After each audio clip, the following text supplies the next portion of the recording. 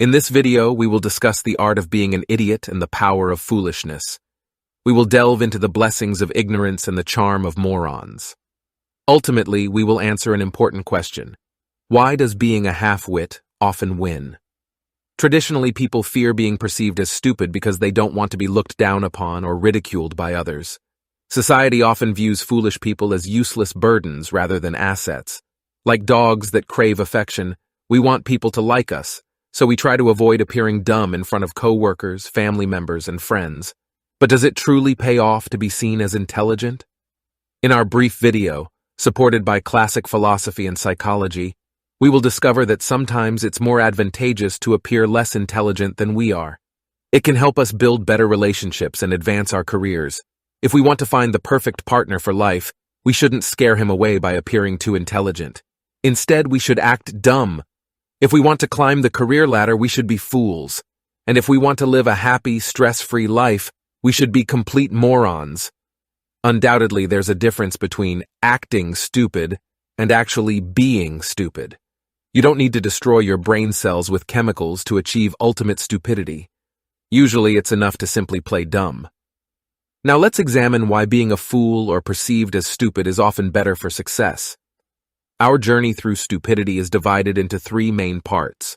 Firstly, we discuss why being stupid can be beneficial for building relationships or pursuing a career. Next, we reveal how to use dullness to win a debate against a more intelligent opponent. After that, we remind ourselves of the remarkable resilience of dumb individuals throughout history. Finally, in conclusion, we reveal 3 additional advantages of being a fool. Part 1. For the love of people, play dumb. Sad, but true. People often seek out companionship with those they perceive as less intelligent or capable than themselves to feel a sense of superiority or intellectual dominance. This idea was formulated by the German philosopher Arthur Schopenhauer, who argued that this instinctual desire for superiority can lead people to seek out stupid company, even if it is not beneficial for their intellectual growth or well-being. For example, if your future boss suddenly feels during a job interview that you are more intelligent than he is, there's a chance he may feel threatened by you, and you may not be hired. What does this observation mean for you? The smarter you are, the less likely you will be welcomed into the company of lesser intelligence. This means fewer invitations to parties and fewer chances of meeting someone important, whether it be the love of your life or a convenient person who could help you with your career. On an inner level, most people do not want to see a smartass around them, as they are afraid of being overshadowed by someone more intelligent. Schopenhauer understood this well. During his lifetime, he isolated himself due to his intelligence and superiority, which society labeled as arrogant and uneasy to be around. Schopenhauer's mother, a 19th-century German philosopher and writer, wrote to her son, "All of your good qualities become obscured by your super cleverness. With this, you embitter the people around you, since no one wants to be improved or enlightened in such a way. Sometimes letting yourself be a little bit dumb can please not only the people around you, but also yourself. It can drastically increase your quality of life. For example, imagine 2 people, one highly intelligent and one less so, both working in the same boring office job. The intelligent person may constantly question the purpose of his work, its place in society, and whether it is fulfilling his personal goals. This may lead to feelings of frustration and dissatisfaction. The less intelligent person, on the other hand, may simply accept the job as a means to an end, without questioning its larger significance. He may be content with his paycheck and the routine of his work, without feeling burdened by existential questions. Part 2. Foolishness as a lethal weapon. In The Art of Controversy, Arthur Schopenhauer discussed the role of stupidity in arguments and debates. He argued that stupidity can be a powerful tool in debates, particularly in situations where one party is being deliberately difficult or obstinate. Schopenhauer believed that by acting foolish or ignorant, a person can frustrate opponents and throw them off balance, making it more difficult for them to make a coherent argument. A confused intellectual can lose ground, while a confident idiot will gain the love of the masses. During your lifetime, have you seen examples of very dumb politicians, parliament workers, or even presidents who, for some reason, beat much more clever opponents during election campaigns? If so, you can understand the power of dumb boldness. Do you need to be an idiot to use stupidity as a weapon? Not necessarily. Is it effective? Yes, it is. Is it moral to use it? That is a question for another discussion because there are supporters and opponents of such tactics. Schopenhauer personally believed that, most ethically, stupidity can be used as a defensive tactic in debates. By appearing to misunderstand or misinterpret an opponent's argument, a person can deflect criticism and avoid having to defend their position. However, Schopenhauer was careful to note that the tactic of using stupidity in debates should only be used sparingly and with caution. He believed that true intellectual growth and progress could only come from engaging in honest, open-minded debates with others, rather than relying on shady tactics. Oh boy, one of the most pessimistic philosophers in history, Arthur Schopenhauer, had a more favorable view of future politicians than we do today.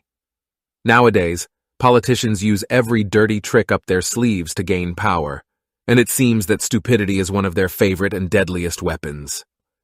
Part 3. Survival in Dullness. In dangerous, life-threatening situations such as hostage-taking, wars, and terrorist acts, stupid people may be overlooked. Why? Because they are considered useless. It is better to hide your intelligence, otherwise be prepared to face harsh consequences. The nail that sticks up will be hammered down, warns a Japanese proverb, emphasizing that it is not always wise to showcase your wit. History is full of examples of suffering intellectuals. During the Nazi regime in Germany, thousands of scientists, writers, artists, and musicians were considered un-German and were particularly targeted for persecution, torture, and murder. The Nazis were not interested in dull people or those who pretended to be dull. During the Cultural Revolution in China from 1966 to 1976, Mao Zedong and his followers targeted bourgeois elements, including intellectuals, teachers, and professionals. All of them were smarter than average. They were sent to labor camps, subjected to public humiliation, and sometimes executed. The period after the Russian Civil War was marked by violence and upheaval, and many intellectuals and educated individuals were targeted and persecuted by the new Soviet regime. The Bolsheviks, led by Lenin and later Stalin, viewed the intelligentsia with suspicion and considered it a potential threat to the new order. Many were arrested, imprisoned, or executed during the Red Terror, a period of intense violence and repression. They were not killed for criticizing the new Soviet country. They did not even dare to do that. Intellectuals were destroyed simply because their intelligence exceeded the allowed level. Only people who masterfully played dumb survived these dark times.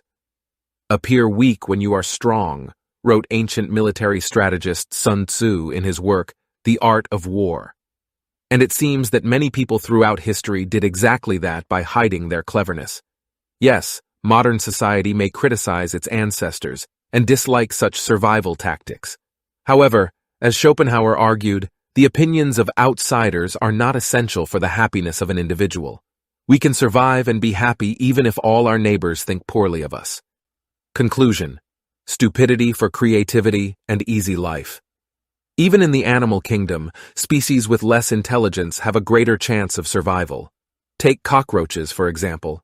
They are considered less intelligent than lions, dolphins, and cats, but there are billions of them worldwide, and their ability to survive in almost any environment is impressive. They can survive without food or water for long periods, and even withstand nuclear radiation. Remarkably, cockroaches can even survive for several weeks to a few months after their head is cut off. However, let's forget about insects and conclude our conversation in a more pleasant and human-focused way. As discussed earlier, playing dumb can help survive a Nazi regime and successfully fight a more intelligent opponent in arguments and debates. Stupidity can also lead to a successful career, a happy family, and a large group of friends. In addition to these benefits, there are several more advantages to being dumb that can enhance our lives. For instance, one can relax and not have to study so much. A person who is not well versed in a particular subject may be less likely to feel embarrassed or ashamed when he makes mistakes or is proven wrong, and may be more willing to admit his lack of knowledge and learn from others. Overthinking can also be reduced.